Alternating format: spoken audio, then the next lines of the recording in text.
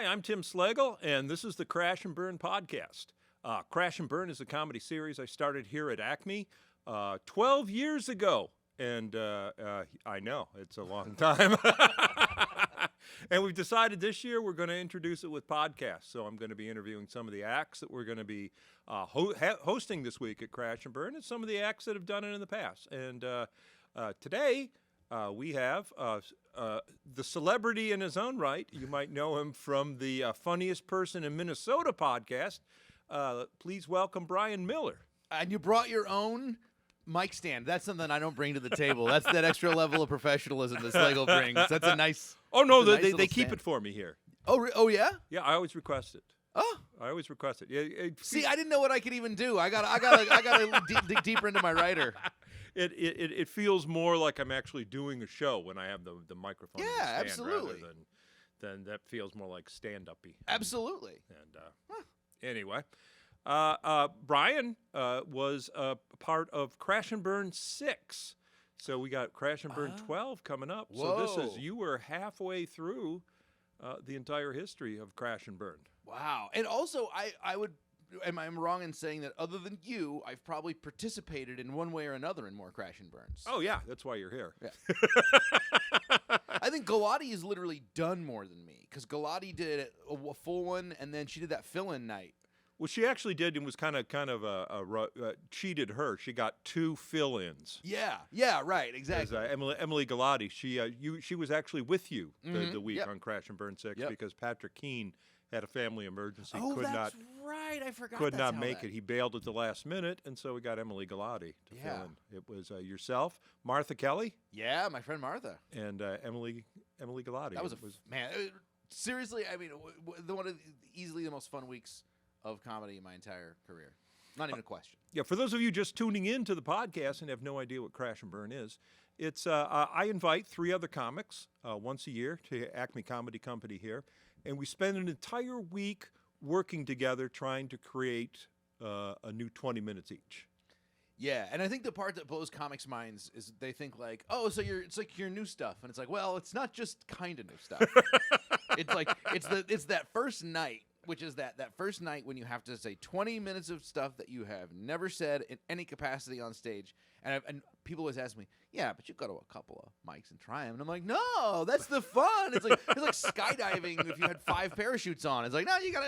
That's the thrill, right? Yeah. But I think it's the build up to that. So for the comics, in a weird way, the structure of it, in a certain way, it feels like a little climax on the first night. And then kind of by Saturday is the second one when you're off book. But that first night when you're just like, I don't know if this is going to work. Like the second show is so much, it's usually worse, hilariously, but easier, right? The first night is The first night it's always magic. hard. I always have to go through the ranks telling everyone to relax. It's Acme. Yeah. It's people are familiar with the concept. This is, Yes. it'll be 6 years. It was 6 years when, you were there. Yeah. It's been 6 years. People they know what we're doing tonight. They're Yep. very forgiving, and they kind of want to see you bomb. So Yeah, and it's great. I mean, I had so much fun on that night, and then it was good stress leading up to it because it made me write a lot. But I was just, you're thinking like, I don't know what 20 minutes feels like if I've never said any of it. You know, like once you've tried a joke a few times, you just intuitively like, Right. that's about 2.5 minutes. Like, in a hot room it's 2:45. In a really bad room it's 2:15. I can kind of calibrate. in a bad it. room, it's about 10 seconds. Yeah, God, it's crazy how fast they go in the bad rooms. But with this, you're like, I've never said any of this out loud. You're looking at the notebook, going, I think this will fill 20. But so that first night when you do it and you fill the 20, and mine went pretty well. They usually go, I think, well because the audience is so excited on that first night, Right. That you're like, oh my gosh, I can do this. Yeah, and then there's always the second night curse. Oh, second night. Oh, brutal. It's I hate to say it, and I hope that none of this year's participants are listening, but the second night is always very hard. Yeah. Because it's not, you don't have as many supporters in the room, and you're overconfident because the first night you walk off going, oh man, this is a breeze. I'm an effing genius. Yeah, I could just talk about anything and kill. Yeah, basically, I just dropped this into my act. I got 20 minutes right now. I don't even have to work on this anymore. And then the second night, and especially because I think this is true of any first time you tell a joke. I think you'll agree, is that like there's a little magic to the first time you say it. Yeah. The very first time. And you're always a little sharper, a little fresher. I don't know, something about it. And then even with the extra data you got from the telling of the first time, you'd think it'd have to be better the second time. I think it's always worse the second time. And you're always kind of working back toward that magic for a while. It's I've always said that about drugs. Is the first time you've tried any drug, it's like peeking under the Virgin Mary's skirt. and then you spend the next several $1,000s trying to get that feeling back. Yeah, exactly. It's like, man, I think this was pretty cooler before, wasn't it? But by the goal to me by Crash and Burn is to feel. If I was doing it again, my goal would be to feel as good about this material as on Saturday night as I did on Tuesday night, which is going to take a lot of work Wednesday, Thursday, and Friday because you do have. Then it's like the magic's kind of. When I say magic, it's that first time magic is gone, and you're trying to recapture it. And so you're adding jokes. You've written some tags, and you're scrunching stuff down. But like it takes at least 2 more shows, I think, to kind of start to get into that rhythm. I remember being like Thursday, or maybe it was the Friday early, being like, oh, okay, this is coming together into like a cohesive chunk. Right. You actually did something really unique when you did Crash and Burn 6. You had your break glass in case of emergency page. Yeah, I couldn't believe more people hadn't done that, by the way, which I didn't wind up needing, but then I just did because it was fun. What it was, for those of you who weren't there, it was several pages of "my dick is so big" jokes. Yeah, that's right. I remember. I actually still think this was a good idea, which is like this is an emergency thing in case it's going really badly, or for really what it was what if I get to 17 minutes and I'm out, and what do? It's so embarrassing. I've never seen that happen to anyone at Crash and Burn where they like way missed the mark. I don't know if that's happened, but I didn't want to be the guy missing it in front of all my friends, looking like an idiot. So I thought, well, I'll just write these really dumb jokes. And the good thing is these really dumb dick jokes, like people can, hey, the Acme audience is the best audience, but however high-minded you think you are, if somebody pulls out a couple of real solid dick jokes, you're pretty happy about it. And so I think if I'm going the wrong direction, these dick jokes will save me. And the best part is you have them in your arsenal because we've all done shows where 3 minutes of dick jokes are invaluable. Oh yeah, where it's like the difference between getting out of the bar and not getting out of the bar. For those of you who are unfamiliar with the Crash and Burn concept, one of the rules is you have to stay on stage for the full 20 minutes. And it doesn't matter. It doesn't matter if you're bombing. It doesn't matter what. You have to stay up there until the light comes on. So. And I was prepared to bomb. I was fine with the possibility of talking to silence or relative silence for a long stretch. It was the idea of truly running out and 16 minutes in. So where are you from? Because it's going to be so obvious when you start just shifting into crowd work at that point. Well, to your credit, I don't think you've ever done "Where Are You From." No. Well, so it would have been the first time you've done it on stage. That's a good point. It's like, woof, glad I saved this one. Unfortunately, I have done "Where'd you buy that shirt?" I've done that one. I can't do that. But I never did "Where Are You From?" It's and part of the fun of the Crash and Burn is also that we get together after every show and give each other notes, and we always invite local comics if they want to come and sit in and audit the shows and throw in jokes. And you've been really helpful. I've been to almost all of them. I think one year I was gone for that whatever bad luck kind of week, working a full week. But I think I've been to, if I've missed more than two, definitely not missed more than 2 in the 12 years. So yeah, I've actually got a line in my act now that I think it was a week that I wrote the Crash and Burn that you were not a participant in. Oh, nice. And it's about dogs that can smell prostate cancer. Yeah, but that's yet they can be faked out with the tennis ball. This is the yeah, it's that's the such a rough funny concept. bit. I don't want to get into the whole bit, but It's a that's funny bit. And every time I get to that bit, it's like, damn you, Bryan Miller. You're funnier than me. It's all the stuff I wrote for that piece that just never goes as good as the line you wrote. So I curse you every time I do that bit. It's my calling card. But I love the writing together is really fun, and I mean it works. It's interesting to see some groups it works better with than others because there's chemistry, and some people write different ways. And I'm always interested to see the way that other people write. And I feel like on our year, or the year that I did it, man, me and Martha and Emily really hit it off. Oh yeah, you guys clicked. And because Emily and I already wrote together Right. before that, and then Martha was just great, and me and Emily both just love Martha. And then it was just like, oh, this was so productive. And of course, we've worked together. Yeah. And you and Emily had worked together. So it was like, I just feel like the chemistry was on. And I know there's so many jokes in those bits that I still do that came from the three of you. I don't even remember which ones a lot of times, but it's like, man, this joke got polished up big time in the writing. And I was tons of great input. I was gonna download your show because I still have all the Crash and Burns on. Oh, that's tape. cool. I would like to see mine sometime. Yeah, and I was gonna rewatch yours, and so I could remind you of some of the bits. But I know a lot of them because I still do a lot. my home server isn't working. Oh. It's such an old home server that the website that you use to access the home server is no longer in existence. So I couldn't watch. I thought, oh no, I don't need to download Bryan's show before I leave. Yeah, I did. Technically, yeah. And did I do it? No. I would love to get that sometime because I'm sure there's some stuff in there that has either changed a whole lot. There's got to be. I know there's a couple of things that are like falling out of the act, but very specifically, I got my new opener out of that whole bit about going on the trip to France with my wife and her bringing all the luggage. The and box then fan. Yeah, and then it segues into the married couple from Texas, which worked out so well for me because we went to Paris for our anniversary for vacation. I think it was like 3 weeks before Crash and Burn. And I just remember thinking, this is perfect, because I desperately need new material, and I'm going to go have this crazy new experience. So then while I was in France, I was just like, we're writing them down. And in fact, so that bit that I wrote started as a bit, and then I turned it into an essay for a magazine. It's an expanded version of it from Minnesota Monthly. And all of the bit and the essay I wrote on the train between Paris and Giverny when my wife and I had a fight, and we were so mad at each other, we sat in separate train cars. And so I sat in my own train car. She was like 2 cars back, and I was like, I'll see you in a couple hours. And I just sat there, but I remember like I kind of used that intensity of that vacation and everything that had happened. I started writing that bit, and I was like, I wrote it as an essay, and then I turned it into a bit, and then I restructured the essay.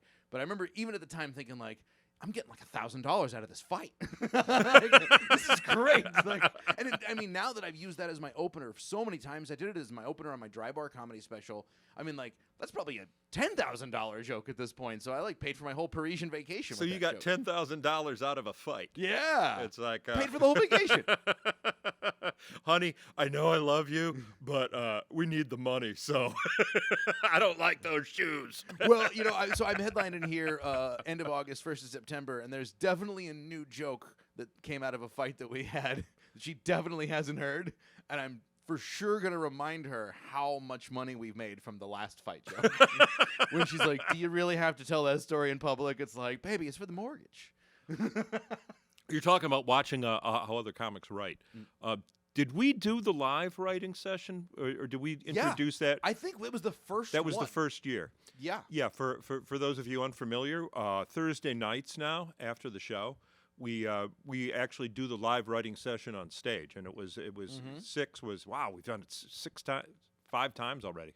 If we didn't do I think we did the live one on stage. I know we did a film, like a live streamed one in the afternoon. That we taped one because we specifically went into like the restaurant so we'd have better lighting. Oh yeah, and we did it at like noon or 1, and then a couple of other comics just showed up to hang out. Right. But I think we also did the on stage thing too. Yeah, it's every Thursday during Crash and Burn. You can stay after the show. After the show's over, you can just hang out in the room. We pull the tables out on stage, and we do a quick read through, giving each other notes on the bits, and then we let the audience. And let me tell you, I had my butt saved because of that audience one. Really? I had a hack bit. Oh. And I was doing a hack bit all week, and the other comics didn't want to tell me. And someone in the audience was like, Someone in "Heard the it. Really interesting." It's like, how come none of you told me that? That's really funny. Good for the I appreciate the input from the Oh audience. yeah, member. I said thank you so much. These, They were gonna let me hang me out to dry. That's like it's kind of like the equivalent of telling a comic is like telling a regular person to have food in their teeth or something, and you're like, "Ugh, I know it's embarrassing. I know you've just been walking around smiling at people, but you got a thing right here." Which my wife, by the way, is so funny. She gets furious at me if I don't tell her there's food, there's like a little black bean or something. So mad if I don't tell her. However, when I tell her, so mad that I told her. And the other day I told her and she got mad at me and I go, "Well, which is it? I'm damned if I do, damned if I don't." And she goes, "Yes." I am taking the aggression that should be reserved for that black thing in between your teeth. Exactly. It's like, I didn't do it. I didn't order the crepe salad or the with the capers or whatever. Come on. So you're gonna be buying October? It's Oh, yeah. It's for those of you, we're doing it again October. Yeah. I should know this. I should have come prepared. I think it's October 3rd through 6th, but I'm gonna. Yes, that's perfect. I'm gonna. Yeah, I will be. I'll for sure be around. Yeah, it's the 3rd through 6th. It's 3rd through 7th. I'm sorry. Right, because you do the Tuesday. Yeah, we blow out the open mic night. Yeah. Which you always the idea was, the intention was, well, we're gonna surprise everybody. They're gonna come in for an open mic and they're gonna get a 4-headliner show. I mean, what a deal. And instead, no, that's not what we get. We get guys coming in, so I don't get to go on, and they leave. Yeah. I know. I always tell the comics, like, we could just go anyway. You could just stay and watch the show. Yeah. Stay, watch the show, sit in, do some writing with the comics afterwards. Yeah. And maybe. I do think, do you find, I mean, you at this point, though, you guys advertise it pretty far ahead of time. So do you get people showing up on Tuesday who meant to watch the open mic who then come to Crash and Burn? No, we get people that meant to be on the open mic. Yeah, right. But the audience-wise, that you don't have that too much crossover. I don't know. It's only been a couple of years that the That's open right. mic has been on Tuesday night. That's right. That's really a So it's post-pandemic thing. I actually did the open mic last night, and it's actually building back up again. I didn't see. I left a little early. Did you show up later? Yeah, no, I saw you. I saw your set. Oh, really? I didn't even see you in the room. Sorry about that, buddy. No, I didn't even know you were here. I didn't want to. I was being courteous. I didn't want to. Oh, I would have. Oh no, I would have. I Been know. happy to tell you. I know how it is when you have a set like that. You don't want to. It wasn't that bad. No, I actually did have some work to do, so I split right after my set was over. Because I would think the tricky thing would be if you got a bunch of people who didn't. I think especially just for the first night or two, you really need that audience who's like, we're here for this. Well, the thing is, if they're coming in for an open mic night, they're going to see something very, very similar. I guess that's true. And I would suggest that what they're going to see on the open mic, on the Crash and Burn, knocking out the open mic night, is probably a little bit better. Yeah. Than your average open mic. Yeah, that's a good point. That's a good point. It's rather than someone trying untested material for the first time. Yeah, like me last night. You're getting. It wasn't that bad. No, I really want that dog poop car joke to be better because it's true. And I thought it was great. I get it. I haven't. Well, maybe we can Crash and Burn that sometime because I need some tags on that or something. I cannot get that thing to work. But I think the most I really like that. You need that audience at the beginning who's like really supportive because it's so hard. But I think the great thing is then by Saturday, it's kind of nice to have an audience. They're not there for Crash and Burn for the most part. They're here to see a comedy show. Yeah, it's a really nice like supply demand curve. So it kind of balances out. On Friday, you get the comedy fan, or on Tuesday, you get the comedy. Well, no, it would be like this because I'm doing it for the camera. Yeah. So on Tuesday, you get the comedy fans and really low civilians, and then as the week goes on, you get more civilians and fewer comedy fans. Mm-hmm. So on Saturday night, you're doing for the first time, you're doing it in front of the bachelorette parties. Absolutely. And, people the on birthdays dates and and, people who's like, I don't know, we heard Acme's cool. We've been here 5 times. We just bought a ticket. You know, we didn't know it was this crazy thing. guys with hookers. Yeah. I always like the guys with hookers.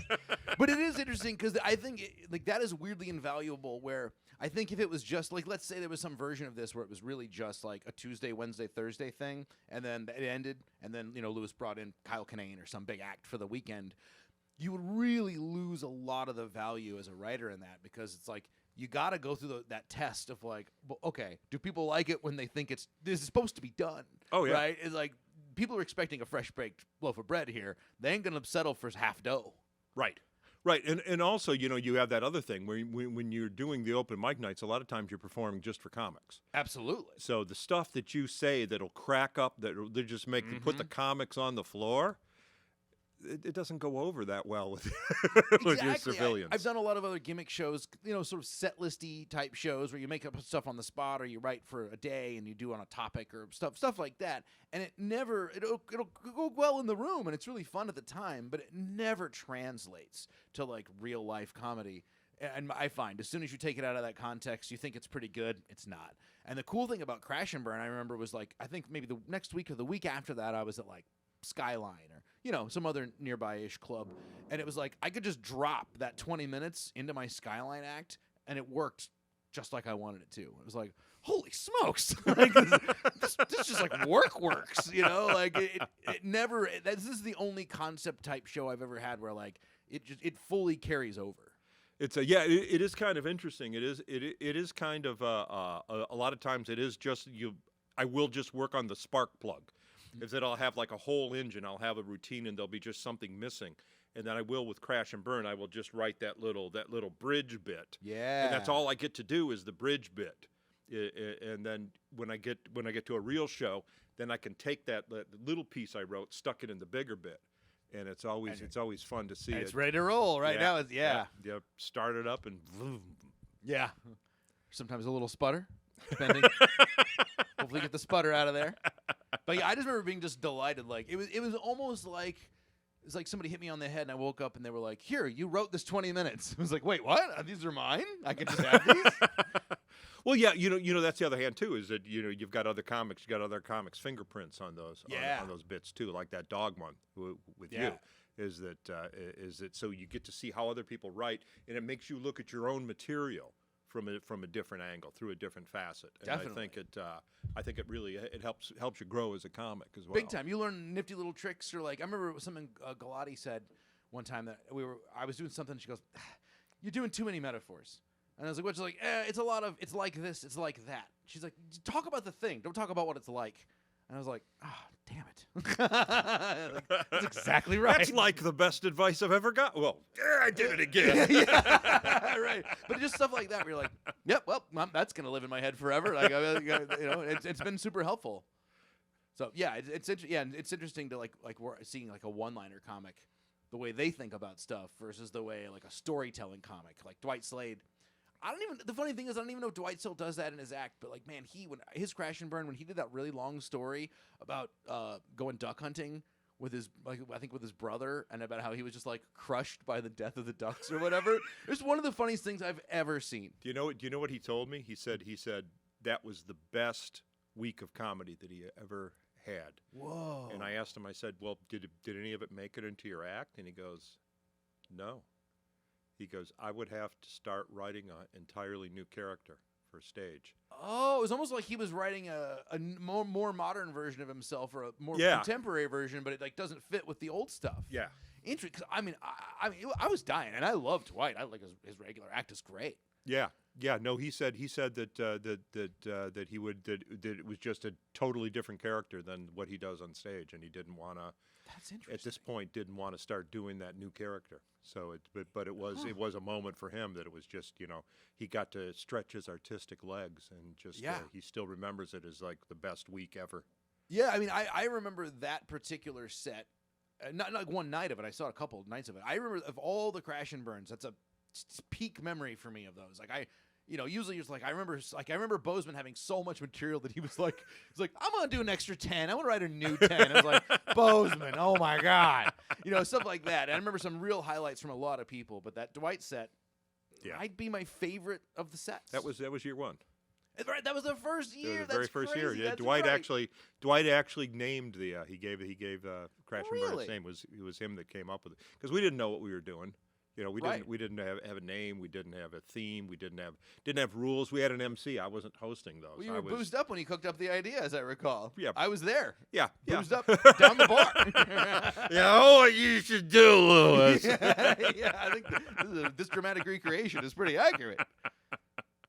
But that's interesting. I didn't know the name came. I mean, obviously the concept came first, but I didn't know the name came that much later, or from Dwight. Yeah, well, it was that week. We didn't, like I said, we didn't. I don't know if it was talking in advance of it that we came up with it, or whether it was that week that we said we should call it Crash and Burn. Interesting. Because it would have been before because we had posters. I forget. Yeah. Right. And then because it wound up when you came up with the idea at the Acme anniversary party, the 20 year I think it was, right? Yeah. So the 20-year anniversary party, you come up with the idea, and the first year wound up being you invited people from that, right? It was Bent. It's actually every year. I try to invite someone from that year. But it was all people. There's a poster in the green room. Yeah. And it's like going through baseball cards as far as Crash and Burn. Every year I go around the circle of all the pictures. Got him. Need him. Got him. But that first year was all people from the anniversary party, wasn't it? Crow, Dwight. Wasn't it David Crow and Jackie? Dwight Slade and Jackie? No. It was Jackie, Dwight, and Bent. Was it Bent? I think it was Bent. So all three of them would have been at that 20 year. Yeah. So that makes, because you come up with the idea, you're probably like you, let's go. There were so many people there. It was so good. It was like, that's right. You're right, Jack. So it was all anniversary. So it all really came out of that anniversary thing, and that first one was like anniversary themed. Well, that anniversary party was so much fun. I just said, how can I keep this going? I was thinking about like Crash and was like one of my favorite weeks of comedy, and I was like, it was funny. It was like Crash and Burn, 20-year anniversary, 30-year anniversary, easy, no question, top 5. Huh. And then the Great American Comedy Festival, I had a really good time at that. But that was like, I don't even know what week 5. I'd have to ponder what week 5 was, but I was like, no question, 20-year, 30-year Crash and Burn. Yeah, this year's going to be really interesting. We've got this year. I think it's already been announced by now, so I go Tommy Ryman, who is also like yourself, been a very active in Crash and Burn. He's yes. He comes almost every year. He almost comes one week to sit in with the writing. Have Liz Mealy. Very fun. Will also be the coming. She was not at the 20 or the 30. But no. She's I think quite a bit younger than me. Although I guess most people are now. That's why I like hanging out with you. Slagle. You're the only person who's not younger how than I me. feel, you little. Oh no, I'm definitely seeing the other side of the bridge there. She actually Liz has a really good podcast with my friend Maria Shahada. Oh. So they're both very funny. Liz is great. She's been here at least a couple times. I think at this point. Yeah. And it's going to be very interesting. I don't know if he's going to do his other stuff. We have a comedy magician, Derek Hughes. Yeah, he's so good. And we were talking off air. I was just like, I had to ask, is he going to do a brand new trick? I sure hope so. I hope so too. Because I want to figure it out. Yeah. I ran an open mic here in town pre-pandemic for a couple of years, and he would come to the mic just to work on material. But every now and then he would come to practice a new trick that he was just getting together, and that was always so cool. And he's such a great guy. And it's not like I want to see him fail, but I kind of did. And just in my little mic, because I wanted to see and I asked him what does it look like when a trick goes wrong? And he goes, "Oh, it happens." I was talking to him about it last time he was here, and he's like, "Yeah, sometimes." And he was telling me about, he's like, "It happens," and you learn. Well, how do we keep that from ever happening again? Right. And I was so interested in the process of the creation of a magic trick. To me, is just impossible to fathom. Did you ever do magic? No. Did you ever try it when you were a No, kid? never did. I was like, I never liked had it. the little magic sets. No, I remember cards? just sell them almost like a Monopoly set, in the box and have the wand and the thing and I know the rings and whatnot. No, I never did, even though I was a big Harry Anderson fan. Huh. No, I had the magic set. I had the ventriloquist dummy. It was kind of the parents. The parents had no idea what they were doing. I never had the ventriloquist dummy. I never juggled. I never did magic. I never played an instrument. I've tried to juggle, and I tried to play an instrument. I can't do either. But if you could do them both at the same time, you got a whole act. So this is what I'm left with. I think that thank you very much for coming in, Bryan. Yeah, It's like I course. said, October. What did I get it? 3rd through 7th. Is that Yeah, right? that 3rd, sounds 4th, right. 5th, 6th, 7th. Yeah, I think so. We have Liz Mealy, Tommy Ryman, and Derek Hughes. So That's gonna be a good show. And if you come in, pick a night, you might actually bump into Bryan Miller. as Very well. good show. I'll probably be here multiple nights. Those are all awesome people, so I can't wait to see them. Thanks a lot. Anything else you want to promote? Oh yeah, I assume this will be out probably before then. I'm headlining here at Acme, August 30th, 31st. No. Oh, no. September. No. Well, you missed an incredible headline show. August 30th, You 31st, missed- September 1st, and 2nd. You missed the finish of the dog poop card. Yeah. I think I'm gonna get it. It's smarter than it sounds. I swear. Thanks a lot.